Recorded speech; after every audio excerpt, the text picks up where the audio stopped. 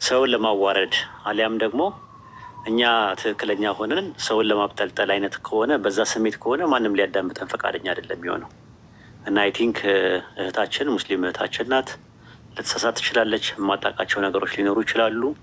ግን ያንን ነገር ረጋ ብሎ በአጽንኦትና በአንክሮት መንገር ነው የሚያስፈልገው እና ስለ በዓል አንዳንድ ነገር ልበላችሁና አይ ቲንክ ፐርሰናሊ ለእሷ ሳይሆን አጠቃላይ ላለው ለክርስቲያኖችም እያዳመጡ ይኖራሉ፣ ሙስሊሞችም ስለሚኖሩ እኛ ሙስሊሞች የምናከብረው አምላካችን አላህ በቁርአንና ረሱል ሰለላሁ ዐለይሂ ወሰለም በሀዲስ ላይ የገለጹልን ሁለት በዓላቶች አሉ።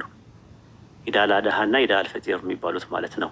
ረመዳንን ጨርሰን ጾመን ስንጨርስ የምናፈጥረው አንድ በዓል አለ። ሌላው ደግሞ አረፋ የሚባል በዓል አለ። ከሁለቱ በዓል ውጭ እውቅና ተሰጣቸው። ቁርአንና ሀዲስ ላይ የመጣው ነገር ሀላል የተባለውን ነገር ሀላል ነው ብለን እንቀበላለን። ሀራም ነው የተባለው ነገር ሀራም ብለን እንቀበላለን።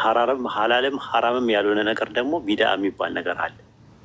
ማለትም ቁርአንና ሀዲስ ላይ ያልተቀመጠ ነገር ቀደምት ሰለፎች ማለትም ፈርስት ጀኔሬሽን፣ ሰከንድ ጀኔሬሽን፣ ሰርድ ጀኔሬሽን ወይም ሰሃባዎች፣ ታብዮችና አታቢ ታብዮቹ ያልሰሩበትና ያላደረጉትን ነገር አናደርግም። ይሄ የእምነታችን ክፍል ነው። ከዚህ አንጻር ሁለት በዓላት ብቻ ነው ያለን። በተረፈ ሌላ በዓል የሚባል ነገር የለንም ማለት ነው። የሌላ ሰዎች እምነት በዓል የእኛ በዓል አይደለም። እንኳን አደረሳችሁ ማለት አንችልም ራሱ ማለት ነው። አንደኛ ማንችልበት ምክንያት መጽሐፋቸው ላይም አክብሩ ተብሎ ስላልተጻፈ ነው። አሁን ባይበል ላይ ብትመለከቱት ከኦሪት ዘፍጥረት እስከ ራዕየ ዮሐንስ ድረስ ያለው ኢየሱስ የተወለደበትን ቀን አክብሩ ብሎ የተጻፈ ነገር የለም። ያከበረም ሰውም የለም። ኢየሱስ ሲጀመር ጀምሮ ጥቅምት ላይ ነው የተወለደው። ታኅሳስ 29 አይደለም፣ ወይም ደግሞ በፈረንጆች ታኅሳስ 25ም አይደለም። እሱ ታሪካዊ ማስረጃዎችን ማቅረብ ይቻላል። ኢየሱስ የተወለደው ጥቅምት ላይ ነው። አሁን የሚያከብሩት የሚጥራስ የሚባሉት ጣዖት የእሱን የተወለደበትን ቀን ነው የሚያከብሩት። አንደኛ። ሁለተኛ ነገር ደግሞ ፋሲጋ ብለው የሚሉት ወይም ትንሣኤ ብለው የሚያምኑበት አምላክ አይ ቲንክ ተወለደ የሚሉት አምላክን ነው። ክርስቲያኖች ሚኒስትሪም ክርስቲያኒቲ፣ ኦርቶዶክስ፣ ካቶሊክ እና ፕሮቴስታንት በዓሉን ማክበር ሲጀምሩ አምላክ ተወለደ፣ ኢንካርኔትድ ወርድ ወይም ደግሞ ስግው ቃል ስጋ ሆኖ አምላክ ማኒፌስትድ በስጋ አድርጎ የተወለደበት ነው ብለው የሚያምኑ። ስለዚህ እንኳን አደረሳችሁ ለገና ስንላቸው አምላካችሁ ተወልደዋልና እንኳን ለተወለደው ለአምላካችሁ አደረሳችሁ እያልናቸው ነው። ያ ደግሞ ከቁርአን ጋር ለሚየሊድ ወለሚውለድ ከሚለው ጋር ይጋጫል። ይሄ መጀመሪያው ነው። ሁለተኛ ነገር ደግሞ ፋሲጋ ደግሞ ሲባል ምንድን ነው? አምላክ በስጋ ሞተ፣ ተቀበረ፣ በሶስተኛው ቀን ተነሳ ብለው የሚያምኑበት እምነታቸው ነው። ያ እምነት ከኛ ትምህርት ጋር ይቃረናል። ለምን? አምላክ ሲጀመር የማይሞት ነው። ሶስት ፉቃን ምዕራፍ 25 ላይ በማይሞተው አምላክ ተመካ ነው የሚለው። አምላካችን አላህ በሕያውነቱ ላይ ሞት የለበትም፣ በአምላክነቱ ላይ ሰውነት የለበትም፣ በጥበቃው ላይ እንቅልፍ የለበትም፣ በጌትነቱ ላይ ባርነት የለበትም። ስለዚህ ባሪያ ሆነ፣ ተሰቃየ፣ ሞተ፣ በፍጡራን ተደበደበ፣ መጨረሻ ላይ የፈጠረው ሞት ራሱ እሱን እንዲገዛው ተደረገ የሚል ትምህርት እኛ ጋር የለም። ስለዚህ እንኳን አደረሳችሁ ስንል ይህንን ታሳቢና ዋቢ ስላደረገ ሀራም ነው፣ ከቢዳም አልፎ ማለት ነው። አንድ ያዙልኝ።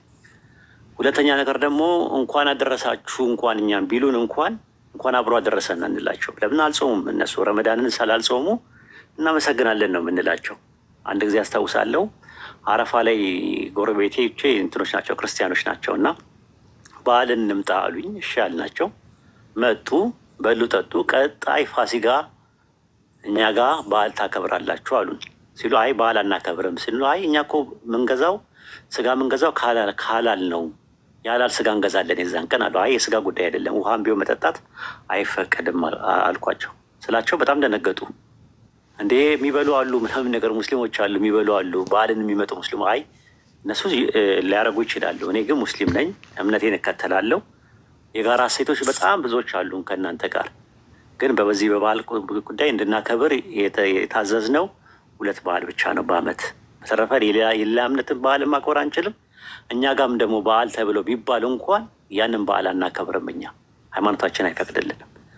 በተረፈ በደስታ በሀዘን በጉርብትና የጎረቤት ሀቅ እስከ 40 ቤት ድረስ ነው ያለው።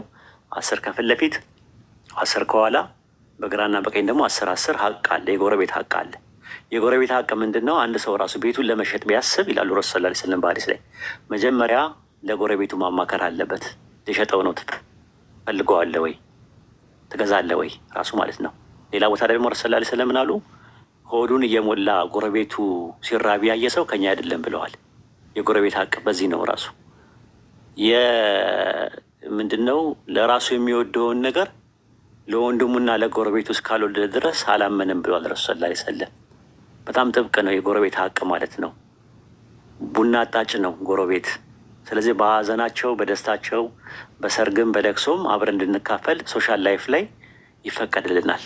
ግን እምነት ላይ ቁርአን ላይ ሱረቱል ማኢዳ ምዕራፍ 5 ቁጥር 2 ላይ ስትመለከቱት በኃጢአትና ወሰን በማለፍ ምን አትበሉ አለ፣ አትረዳዱ ይላል ከማንም ጋር። ነገር ግን አለ አላህን በመፍራትና በመልካም ነገር ተረዳዱ ይላል። ስለዚህ ብዙ የጋራ እሴቶች አሉ። እኛ ኢትዮጵያውያኖች አንድ የሚያደርገን ነገር አለ። የጋራ ሀገር አለን፣ የጋራ እናት አለን ኢትዮጵያ። አንድ ላይ ብዙ የምናሳልፋቸው ብዙ ነገሮች አሉ። አብረን ልንሰራቸው ኢንፍራስትራክቸር፣ ሩራል ዴቨሎፕመንት፣ አርባን ዴቨሎፕመንትም ሊሆን ይችላል፣ ቢልዲንግ መንተም ሊሆን ይችላል፣ ቢልዲንግ ካፓሲቲም ሊሆን ይችላል።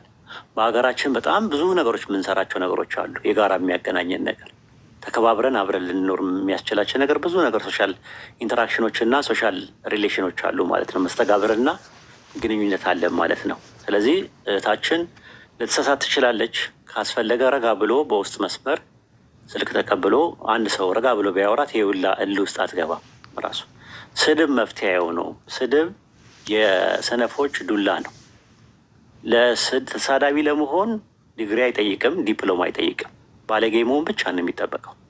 ስለዚህ አንድ ሰው ሀቅ ይዣለሁ ካለ ለዛ ሰው ቀስ ብሎ ረጋ ብሎ ቢነግረው ማንኛውም ሰው መቀበል ይችላል። እንኳን አይደለም ሀቢባ፣ እዚህ ያሉ ክርስቲያኖች ራሱ ተረጋግቶ ካስተማሯቸው ይሰልማሉ ኢንሻላህ። ስለዚህ አይ ቲንክ ምክሩን ሀሳቡን ስለተቀበለች አሁን ተቀበያ አትቀበያ የሚለውን ነገር እኔ ያላትም ማለት ነው። ሀራም መሆኑን ተረድታለች፣ ቢዳ መሆኑን ተረድታለች። አይደለ ሀቢባ? እንደዛ ነው አይደል? ቤታንሺ አትሰሚም?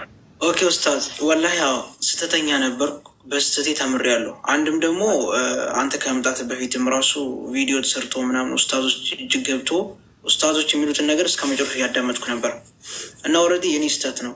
በስተቴ ደግሞ ታርም ያለው በኋላ የበለጠ ደግሞ አሁን አንተ መጠህ ደግሞ ልጠይቅ የነበረውን ጥያቄ በአንድ አጠቃላይ ስለመለስክልኝ አመሰግናለሁ። በቃ አላህ ይቀበልሽ፣ አላህ የወንጀልሽ ማበሻ ያደርግልሽ። ሞዴሬተር አለው ሰው የለም እንደ ካታች ባለጌ የሚጽፉትን ሞኒተሩን አስቀምጧቸው። ሞኒተር የለሽም? ችግር የለውም። ኮሜንት ጽፋሉ ወደ ላይ ይሄዳል፣ ይጠፋል። ችግር የለውም። ከአላህ ኃጢአቷን እያጠቡላት ነው። ተዋቸው፣ ይሳደቡ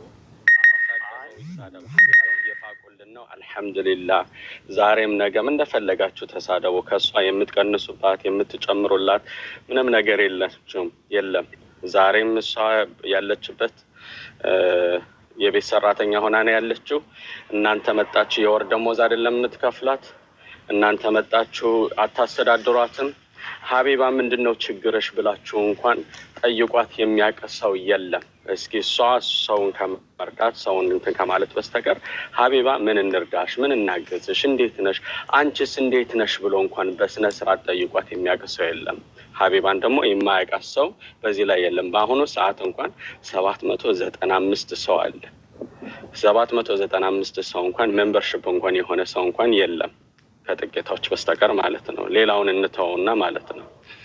ይሄ በቲክቶክ እሷ ሀብታም የሆነችበት ወይ ደግሞ በቲክቶክ ታዋቂ ሆና ለእሷ የጠቀማት ነገር የለም። ለአላህ ብላ ነው እስከ ዛሬ ድረስ የሚያደረገችው፣ አሁንም ለወደፊት የምታደርገው እና የምትሳደቡ ሰዎች አላህ ይስጣችሁ፣ አላህ ይባርካችሁ፣ አላህ መንገዱን ያስተካክልላችሁ፣ ጭንቅላታችሁን ይክፈትላችሁ።